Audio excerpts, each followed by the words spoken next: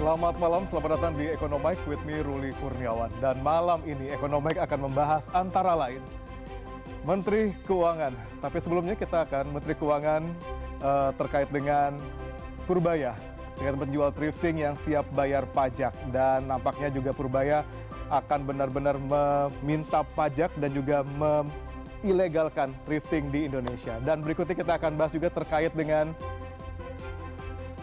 ini dia, terkait dengan pemerintah yang sore tadi batal mengumumkan terkait dengan upah minimum provinsi atau UMP 2026 besok. Ada apa gerangan? Kita akan membahas secara detail di segmen Ekonomik Talk Show dengan narasumber Aliansi Buruh dan juga pengamat tenaga kerjaan. Seperti bocoran UMP menurut formula pemerintah dan juga tuntutan buruh ini kita akan bahas sama-sama nanti. Tapi sebelumnya kita akan bahas terkait dengan isu-isu ekonomi di Indonesia dan dunia. Dan isu-isu ini adalah topik with the highest traffic atau yang paling banyak ditonton, di komen dan di like selama seminggu terakhir. Sekaligus yang paling mempengaruhi hajat hidup orang banyak. Dan di segmen ini kita akan membahas terkait dengan APBN kita yang defisit 479 triliun. Lalu kita akan bahas terkait juga Purbaya yang menambah dana ke bank umum. Dan juga kita akan bahas juga terkait dengan KUR UMKM serta nasib dari thrifting.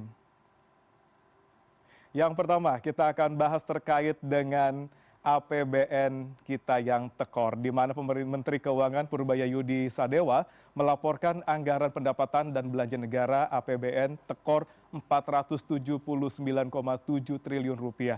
APBN tekor imbas pendapatan yang masuk ke kas negara baru 2.113,3 triliun rupiah.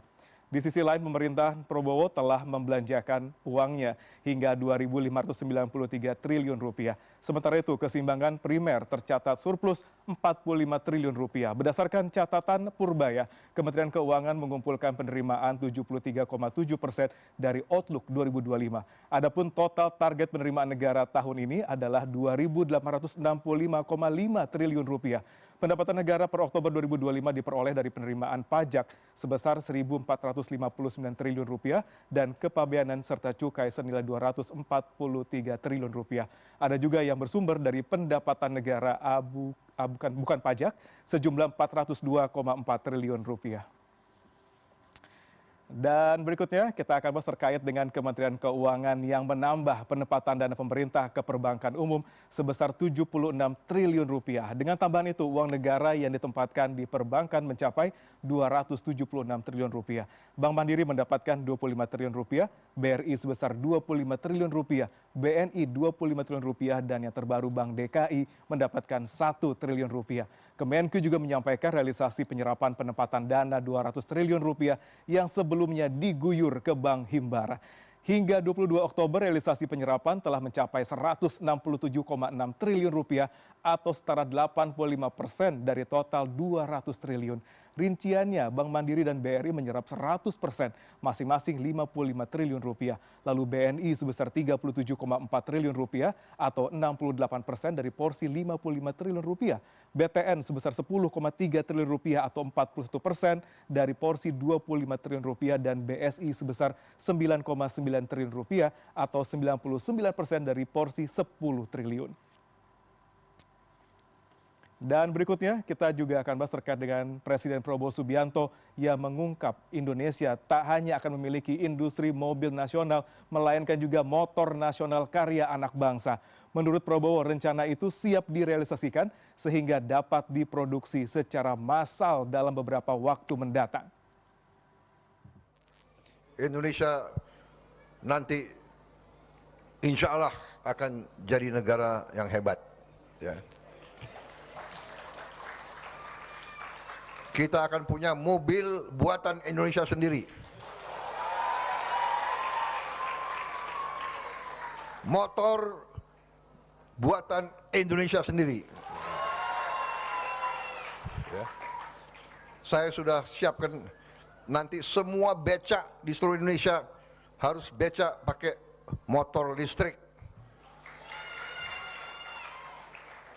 Ya, ada mobil, ada motor, dan juga ada becak. Dan selain itu juga pemerintah mengumumkan sejumlah kebijakan pro UMKM. Pertama, insentif pajak penghasilan atau PPh final 0,5% untuk UMKM resmi permanen tanpa batas waktu. Dan kedua, bunga kredit usaha rakyat atau KUR dipukul rata jadi 6% mulai tahun depan.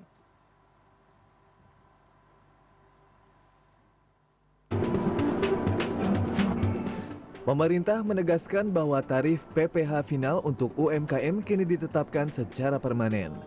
Menteri UMKM Maman Abdurrahman menyampaikan bahwa UMKM dengan omset di bawah 500 juta rupiah per tahun tetap dibebaskan dari pajak. Sementara UMKM dengan omset hingga 4,8 miliar rupiah per tahun tetap dikenakan tarif PPh final 0,5%. Kepastian ini disebut pemerintah diperlukan agar pelaku UMKM dapat merencanakan usaha jangka panjang tanpa kekhawatiran perubahan kebijakan pajak. Selain pajak, pemerintah juga mengumumkan perubahan besar pada skema pembiayaan kredit usaha rakyat atau KUR. Mulai Januari tahun depan, seluruh jenis pengajuan KUR, baik pertama maupun berikutnya, akan dikenakan bunga flat 6% per tahun. Dengan kebijakan baru ini, pemerintah juga menghapus batas maksimal pengajuan KUR untuk sektor produksi yang sebelumnya hanya dapat dilakukan hingga 4 kali. Kebijakan ini diharapkan membuka akses pembiayaan lebih luas bagi pelaku usaha kecil dan menengah.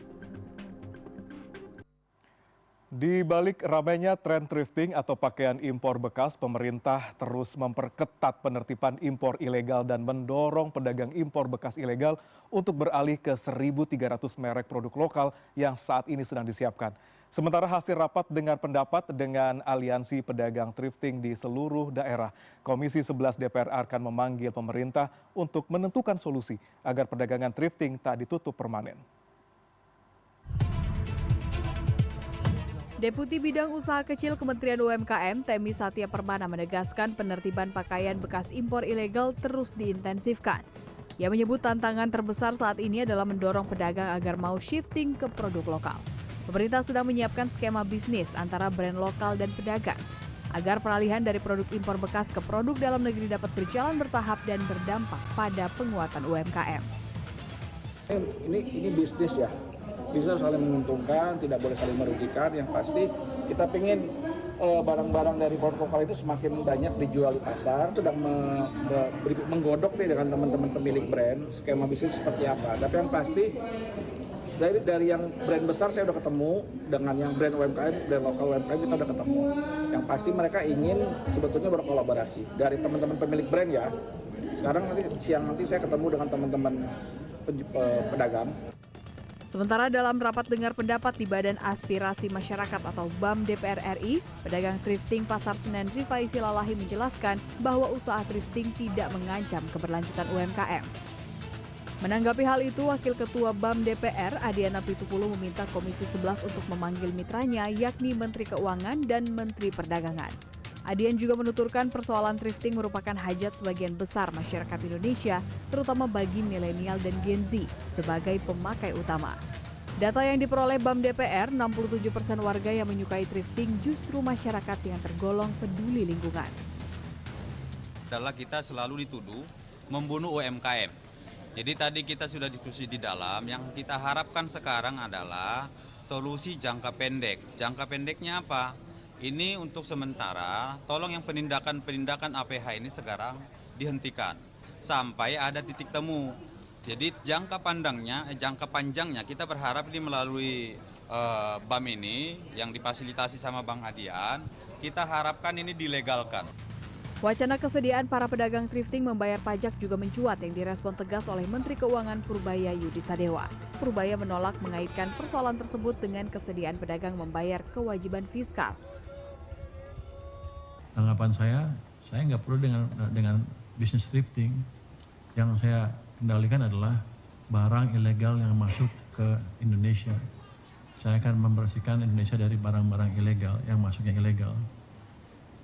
Thrifting kan kalau barang bekas kan dilarang kan, sudah jelas itu ilegal. Jadi nggak ada hubungannya bayar pajak apa nggak bayar pajak, itu barang ilegal.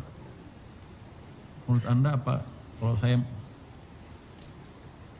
menagih pajak dari ganja misalnya, apakah jadi barang jadi legal? Kan enggak. Kira-kira gitu Pak padanannya. Jadi itu utamanya. Purbaya tetap memandang persoalan itu bukan soal pungutan negara, melainkan soal kepatuhan aturan. Karenanya ia menutup ruang kompromi atas barang yang masuk tanpa izin. Tim Liputan CNN Indonesia. Upah buruh tahun 2026 masih menjadi tanda tanya berapa besarannya. Kita akan bahas sesaat lagi, tetap di Ekonomi.